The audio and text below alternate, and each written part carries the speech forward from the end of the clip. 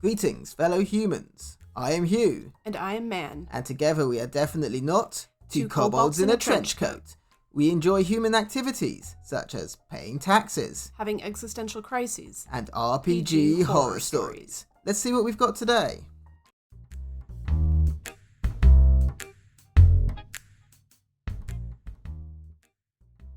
Today, we have a player who derailed a campaign because they didn't like an NPC's backstory, a homophobic DM who bullies a teenager, and a tale of 2.5 game systems. Player wants me to change the backstory of an NPC because she didn't like it. By Reddit user FewActive1079. This really sucks because I'd put quite a lot of effort into the characters in the story for this game. Few of my friends decided that we should start a D&D campaign. All except me and another guy had never played before, although all of us had watched Critical Role, and that's how the others got into D&D. There's me and 2 other guys and 2 girls. They all said that I should be the DM because I've been playing the longest. I've spent quite a lot of time for the last 2 weeks helping them with their characters and backstories, and have been looking for artwork for NPCs and making a story. We started the game, and they made an adventure party. The guildmaster, who is a retired adventurer, gives them a quest, and as they don't have a healer, he sends one of his students to go with them. Now for the student, I had made a story that her village had been saved by the guildmaster when he was an adventurer, and that's why she became an adventurer and was training under him and looked up to him. One of the players, Sarah, while talking to the NPC, said that the guildmaster looks lousy and incompetent, and that the NPC takes out her weapon and tells her to take her words back. Sarah got really upset about this and told me that I shouldn't be making a female NPC character who looked up to male characters in such a creepy way, and that I was taking away the player's agency by not letting her RP properly. I thought this was an RP opportunity, but apparently not. She kept making remarks the entire session about how I should learn to make better NPCs, that it was cliche to have a girl saved by the man, and that I should learn from Matt Mercer how to write better female characters. This led to us arguing and stopping the session early. I don't think we'll be continuing. Lord have Mercer. We never take the name of Mercer in vain. Okay, so I don't quite understand what the problem is here. Well, I do know what they're driving at, but at the end of the day, it's just a random adventurer who saved the village and now has an apprentice. The gender dynamic doesn't come into this whatsoever. I think the player is ultimately projecting onto this and is being a bit nitpicky, to be honest. I think if it had been a pattern that, like, all the women were being saved by men, then she would have had a point, but it's one NPC. Yeah, it's just one. It's a pretty cliche backstory, to be honest, but you can't expect NPC to have a Tolkien-level backstory. Or even in this case, Matt Mercer level backstory. Hell, even his NPCs don't have this level of backstory. Not all of them anyway. Yeah, I mean, some of them that are more like DM NPCs, yeah, they can have more complicated backstories, but like his random 1 or 2 session NPCs, most of them have the backstory similar to this. See, when I DM, the Matt Mercer effect, as it's known, actually gets to me as well. I write stuff, and then I think, well, this is nowhere near as good as Critical Role, so what's the point? It's clearly terrible. This can cause a lot of DMs to get very overly self-critical of themselves, and in bad scenarios, players will get critical of them as well, but it shouldn't be the case. He's a professional DM who does this for a living. It's like saying because you'll never write anything as good as Lord of the Rings, that everything else is terrible and what you write is terrible. It's still good, it's just a campaign, it's just one NPC, that's okay. Yeah, you're literally comparing somebody who has a career in voiceover and entertainment and is a lifelong nerd and also has plenty of time to dedicate to story writing and world building to somebody who's been playing D&D for a few years and has the most experience, so they're just going to try writing a campaign. You shouldn't expect that of your DMs. Guys, not everybody can be Matt Mercer, and that's okay. Homophobic creep DM bullies teenager by Reddit user Conscious Result 650. So I play D&D with a group of friends and my cousin. My cousin is a lesbian and a teenager, 15. This is unfortunately relevant to what happened. This recent campaign, no longer going on, Involved a newer friend that I met through the game shop. He was an older player, about 45ish, and a veteran DM, and had a fairly good reputation, and I had played in a few one-shots he ran, so when my D&D group, friends and cousins, all came to this game shop, it was only natural that we got this guy to DM for us. Boy, was that a mistake. So we met for session 0, and the DM lays out the rules and establishes the setting. Nothing out of the ordinary. It was to be set in a world that utilises maps from Game of Thrones, Avatar The Last Airbender, and Lord of the Rings, with a hodgepodge of inconsistent lore splattered across, i.e. a firebending roller worshipping Targaryen Dark Lord looking for the One Ring. The problem came when we rolled up our characters.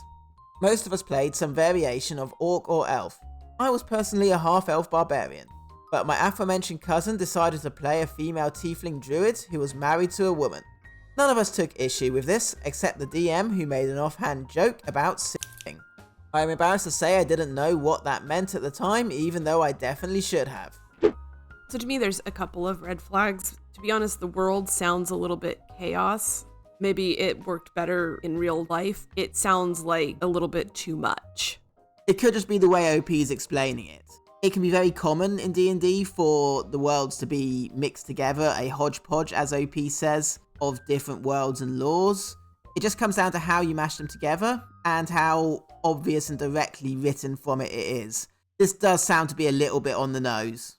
The idea of like what the one magical item that needs to be sought after or destroyed is, yeah, it's a little cliche. It's something that even I have to work around in my stuff. So it definitely raises a few red flags for me. But again, this is a D&D campaign, not a novel. Yeah, if there wasn't one highly sought after magical MacGuffin in a D&D campaign, there would be no D&D. The BBEG was basically the aforementioned Dark Lord, and our job was to travel the globe looking for magic items to prevent him from taking over the world. We had 4 sessions before I noticed the disproportionate amount of homophobic NPCs and DMPCs who would target the Tiefling Druid.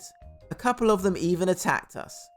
One time, after she talked about her and her wife's daughter, adopted, and he just had to bring in a whole DMPC to object.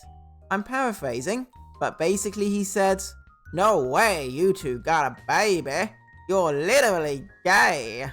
As he started laughing, then he said, "Magic ain't gonna make a baby out of 2 holes," and started laughing again like a donkey. I glared at him and he said, "What? It's true. It's basic biology." I ended up making an excuse for us to leave early that day. Okay, red flag, red flag, red flag. I'll just say it. Are you sure that's not just my redneck accents? That's also a red flag for the fact that you should never ever try to do accents. Outrageous. Feel free to tell Man how wrong they are in the comments. It bugs me when I read these stories about DMs who might make an offhanded comment about, gay stuff, but then use their NPCs and DMPCs to be directly homophobic. It feels so passive aggressive. It's so frustrating and gross. I get wanting to have challenges in D&D and things to overcome. That's where careful use of things like homophobia can be used in D&D, so long as players are comfortable with that. This feels like it's way too on the nose of the real world abuse that LGBTQ plus people have to endure every day. I'm pretty sure OP's cousin doesn't want to come to play D&D in order to encounter abuse they may be encountering in real life. Yeah, a huge red flag for people like that are just being homophobic and not using it as a storytelling device is it's just basic biology thing. Like, that's what you hear from people like that. It's so, I can't. After that session, I asked my cousin if she wanted me to talk to him because I was ready to lay into him. I told her that we can find another game. She said, "Nah, please don't. He's probably in the closet himself. A lot of guys like that are. But sometimes characters can be bad guys. It's a part of D&D. I agreed to not talk to him to respect her wishes. I know it's a common trope that people who make homophobic remarks are in fact gay or in the closet or something like that, and that may be true, But it really does bug me that that's such a common, I guess it's a joke in many ways, because not everybody who's homophobic is actually in the closet. Sometimes they're just homophobic, and it doesn't excuse behavior. And I don't think it's really helpful to make jokes like that or make assumptions like that. This guy was being homophobic. Doesn't matter if he was in the closet or not. He was being homophobic. It's not okay. I can appreciate the cousin's empathy for the guy here. She is really trying hard to be understanding and reasonable, but she might be over-rationalizing it a bit and not really thinking about herself enough in a situation when she really should. But it got worse. A few sessions later, we ended up going to a dark empire over the ruins of what was once Mordor, ruled by a Lich Emperor. He had an important magic item we were looking for, and he was supposedly a mixed bag and not totally evil. But when we got there, we were arrested by his army of mind flayers who read our minds. Apparently, as we were being investigated, the mind flayers bring up the fact that my cousin's character is gay and married to a woman. They apparently hated gay people and threatened to TPK us over it, but instead they brought us to the Emperor to decide our fate. Once we reached the Lich Emperor, he also made his disdain for gay people very clear. I don't tolerate homosexuals in my realm. Gay men are summarily executed, but lesbians? But what broke me is when the DM looks at my cousin with a disgusting grin on his face, and in character says, quote, "We can fix lesbians. They just need to know what a real man feels like. Mind flayers, hold her down." I have to jump in here because, oh my god, that is disgusting. That is horrifying. This kind of thing is bad enough anyway. It gets 10 times more horrifying when you consider the player is a minor, is a 15-year-old. It makes it so much worse.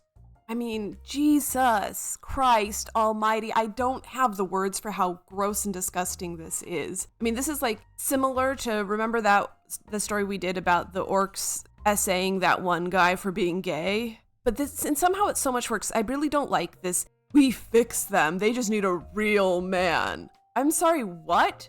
Also, the real men that y'all think that these women need are not gonna fix the lesbians. Just saying, even if they could, they wouldn't be able to. We all look at him with disgust. At this point, I said, "Oh hell no, we are not doing this." And I told him in no uncertain terms that we are leaving and not coming back. The DM then tried to walk it back and said, "Wow, it was a joke. Come, don't tell me y'all gonna really rage quit over this." I refused to listen and just grabbed me and my cousin's things. Thankfully, my friends all backed me up so there wouldn't even theoretically be a chance for my cousin to give him the benefit of the doubt and stay in the game. The campaign ended right there and then. My cousin did thank me at the end and said she wouldn't want to play with him again after that. And later we did find a better DM to play with. TLDR. DM won't stop commenting on my cousin's sexual orientation, eventually makes a comment so disgusting that I forcibly ended the campaign. I mean, good. That should have ended the campaign because there is no way that you could continue playing under those conditions. And of course, the DM, being the classy person that he is, decides that he's gonna play it off as a joke. It was a joke, guys. I was just joking. Oh my god, how many times have we heard this before? People making disgusting comments and being like, "I was just kidding. I don't care. That was gross. That's not a fun joke." He was kidding based on the player's reaction. Throws it out there, sees how they react. If they roll with it, great. If they don't, he was joking. That's how these people work. Yeah, y'all did the right thing by getting up and walking out, and I'm glad that it was a mass exodus too. Sometimes that's just like one or two people leaving, so good on all y'all for getting up and just getting the hell out of there, because you should have. I don't know if he was like with the game store, because they said they met him at a game store, but if he was with the game store, I do hope that you had reported him. Yeah, this does need to be followed up by a complaint to the game store, because he is going to seriously damage their business if he keeps doing this to other groups of people. I just don't know why people think that they need to make a comment on this sort of thing. Like, he could have just ignored the fact that the character was a lesbian. If he had a problem with it, he could have just ignored it. Instead, he decided to be a disgusting creep about it. I think we can all agree, D&D needs less homophobes and more accents from Hugh. Or just less homophobes. Let's just start with that. One Campaign, 2.5 Systems by Reddit user CuriousWombat42. Quite tame, but I still found it entertainingly bad enough to share. A while ago, I joined an online 5e campaign quite generic in setting and plot. After the first session, the DM started to get frustrated with some of the rules and eventually decided at the end of the session that this was now a Pathfinder game. Put a link into the rules and the chat and told us to remake our characters in Pathfinder. Seeing that none of us 6 players had ever played Pathfinder, this was a bit sudden. Not everybody liked how Pathfinder worked, and the fact that just making the same character in a different system doesn't work super well, and it didn't help. So by the end of the next session, 4 out of 6 of the players had left. Annoyed with the player loss, the DM searched for more players and actually found quite a few. However, when it was session time, which was impromptu changed into a character building session, which I was kind of happy for since I wasn't sure how to make mine correctly, about half of the new players apparently thought that we were playing Pathfinder 2, not the original one, and started to complain that PF1 system was trash. The DM thought that the best way to solve his problem was to change the system again, this time to Pathfinder 2. However, at this point, I quit the game because I didn't want to learn yet another system in a few days and then probably have to discard it for whatever came next. So yeah, this is how I ended up with one campaign that went to 2.5 systems before it reached the 4th session. Bonus, one of the new players that joined into playing Pathfinder thought that we were playing 5e. Bless their heart. I can only assume what's gone on here is the DM wasn't clear. They just said Pathfinder and didn't mention which particular version. It's perfectly possible to change system during a campaign. Critical Role were playing Pathfinder before they started broadcasting Campaign 1 and ported the characters over. This is how we ended up with the Gunslinger subclass, as this was a port from Pathfinder. At least I'm pretty sure on that, I could be mistaken. But it is possible to change systems. However, the DM really needed to be clear on this one as to which one they were playing and make sure the players understood this. Well, and I also feel like the DM shouldn't be making an executive decision about what system they're going to be using if they're going to change it mid-session after everybody's made characters and everything. Like, go to your players and be like, listen guys, I'm really not jiving with the whole 5e thing. Do you mind if we change to Pathfinder 1? Have them look into Pathfinder 1, see if that's something they'd be interested in, and then give them some time to port over their characters instead of being like, okay, next session, Pathfinder 1.